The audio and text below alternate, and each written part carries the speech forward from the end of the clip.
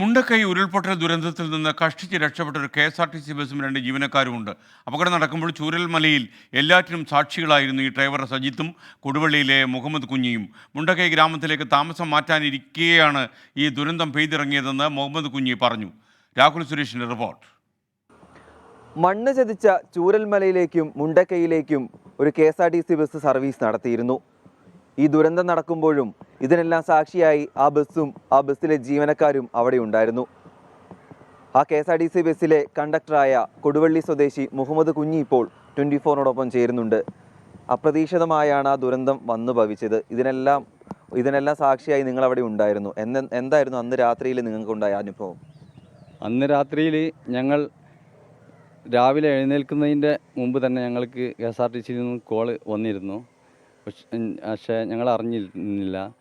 കുറച്ച് കഴിഞ്ഞ് ഈ ദുരന്തത്തിൽ പെടാതെ ബാക്കിയുള്ളവർ ഞങ്ങളുടെ അടുത്തേക്ക് ഓടി വന്നു. അപ്പോഴാണ് ഞങ്ങൾ ഈ കാര്യങ്ങൾ മനസ്സിലാക്കിയത്. നിങ്ങൾ താമസിക്കുന്നിടത്തൊക്കെ വെള്ളം കയറിയിരുന്നോ? അതെ, ഞങ്ങൾ താമസിക്കുന്നതിൻ്റെ ബാക്കിൽ കുറച്ച് വെള്ളവും ചളിയും എല്ലാം ആയിട്ട് കയറിയിരുന്നു. അപ്പോഴേ ഞങ്ങൾ കരുതിയിരുന്നത് എൻ്റെ നാട്ടിൽ സാധാരണ ഇങ്ങനെ വെള്ളം കയറാറുണ്ട്, അതുപോലെ വെള്ളം കയറിയതാണ് എന്ന് കരുതി ഞങ്ങളത് തീരെ ഗൗനിച്ചിരുന്നില്ല. പക്ഷേ നേരം വെളുത്ത് 6:30 ആയി ഞങ്ങൾ പുറത്തിറങ്ങിയപ്പോഴാണ് ഈ കാര്യങ്ങളെല്ലാം മനസ്സിലായത്. അപ്പോഴേ ഞങ്ങളുടെ ബാക്കിലുണ്ടായിരുന്ന അമ്പലം അത് തീരെ അവിടെ കാണുന്നില്ലായിരുന്നു. അതുപോലെ ബാക്കിലുണ്ടായിരുന്ന പാടികൾ അതും അവിടെ കാണുന്നില്ല, പാലം അതും അവിടെ കാണുന്നില്ല. ഇതായിരുന്നു അവിടുത്തെ അവസ്ഥ. നിങ്ങൾ കണ്ടിരിക്കും, പുഴയിൽ ഇരിക്കുന്നുണ്ട് അദ്ദേഹം കൈയും തലയും എല്ലാം ഇങ്ങനെ ആട്ടുന്നുണ്ട്. അപ്പോൾ ഞങ്ങൾക്കൊന്നും ചെയ്യാൻ സാധ്യമല്ല, കാരണം ഏതാണ്ട് ഒരു 8-9 മീറ്റർ താഴെയാണ് അദ്ദേഹം കിടക്കുന്നത്. അത് തന്നെ ചളിയിൽ പൂണ്ട് കിടക്കുകയാണ്. അപ്പോൾ ഞങ്ങൾ വേഗം ഫയർഫോഴ്സിനെയും മറ്റും വിളിച്ച് കാര്യങ്ങൾ അറിയിച്ചു. ഉടനെ തന്നെ ഫയർഫോഴ്സ് താഴെ ഉണ്ടായിരുന്നു. അവർ വന്ന് പല രീതിയിലുമായിട്ട് അദ്ദേഹത്തെ രക്ഷപ്പെടുത്തി. ഞങ്ങൾ റെസ്റ്റ് എടുക്കുന്നതിൻ്റെ ഒരു 1/4 മീറ്റർ താഴെ വരെ വെള്ളം വന്നിട്ടുണ്ട്. ഒരു 1/4 മീറ്ററോട് പൊങ്ങിയാൽ നമ്മുടെ ബസ്സെല്ലാം വെള്ളത്തിൽ ആവുമായിരുന്നു. എത്ര കാലമായിട്ട് ഈ വണ്ടിയിൽ സർവീസ് നടത്തുന്നത്? ഞാൻ ഒരു വർഷത്തിൻ്റെ മുകളിലായിട്ട് ആ റൂട്ട് തന്നെയാണ് സർവീസ് നടത്തുന്നത്. ആ നാടിനോടൊരു ആത്മബന്ധം ഉണ്ടാവും. തീർച്ചയായിട്ടും ഒരു ആത്മബന്ധമുണ്ട്. അതുകൊണ്ട് തന്നെ ഞങ്ങളെ പലരും ഭക്ഷണം കിട്ടിയോ എന്നൊക്കെ അന്ന് രാവിലെ വിളിച്ച് ചോദിച്ചിരുന്നു. അപ്പോൾ ഞങ്ങൾക്ക് ഭക്ഷണം കഴിക്കാനുള്ള ഒരു മാനസികാവസ്ഥയും അതിന് മറുപടി പറയാനുള്ള മാനസികാവസ്ഥയൊന്നും അല്ലായിരുന്നു ഉണ്ടായിരുന്നത്. നിങ്ങൾക്ക് അറിയാവുന്ന സ്ഥിരമായി യാത്ര ചെയ്ത ആൾക്കാരൊക്കെ കാണാതായിട്ടില്ലേ? തീർച്ചയായിട്ടും കുറച്ച് പേര്, ഞാൻ ഫോട്ടോ കണ്ടപ്പോൾ കുറച്ച് പേരെല്ലാം അതിൽ അറിയുന്നവർ തന്നെയാണ്. ഇനിയും കൂടുതൽ ഫോട്ടോകൾ കണ്ടിട്ടില്ല. അത് കണ്ടാലേ ബാക്കിയുള്ള ആരെല്ലാം അറിയുന്നവരുണ്ടായിരുന്നുള്ളത് മനസ്സിലാവുള്ളൂ. ഇപ്പോൾ ഈ പാലം റെഡി ആവാതെ ബസ് അവിടെ തന്നെ കിടക്കുകയല്ലേ?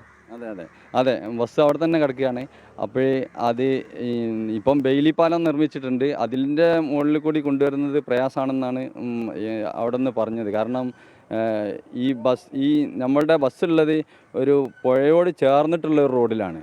പക്ഷേ ആ റോഡിൻ്റെയും കുറച്ച് അപ്പുറത്തേക്കാണ് ഈ ബെയിലി പാലത്തിൻ്റെ ഒരറ്റം കിടക്കുന്നതെന്നാണ് പറഞ്ഞിട്ടുള്ളത്. അതുകൊണ്ട് ഇനി വെള്ളം വറ്റിയ ശേഷം പുഴയിലൂടെ ഇറക്കി കൊണ്ടുവരികയോ അല്ലെങ്കിൽ ഒരു നല്ല പാലം നിർമ്മിക്കുകയോ, അതും അല്ലെങ്കിൽ ഇപ്പോൾ തന്നെ ഒരു പുതിയ റോഡ് ഉണ്ടാക്കുകയല്ല, അതിന് ബസ്സിന് വരാൻ പറ്റിയ ഒരു വഴി ഉണ്ടാക്കുകയോ ചെയ്താൽ മാത്രമേ ആ ഒരു ബസ്സിന് പുറത്തേക്ക് വരാൻ സാധിക്കുള്ളൂ.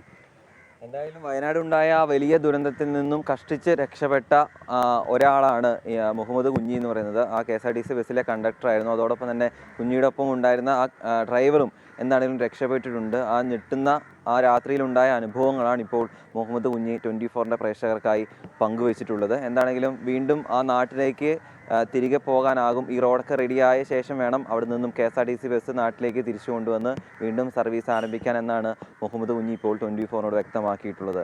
ക്യാമറമാൻ രജീഷിനൊപ്പം രാഹുൽ സുരേഷ്, 24 കോഴിക്കോട്.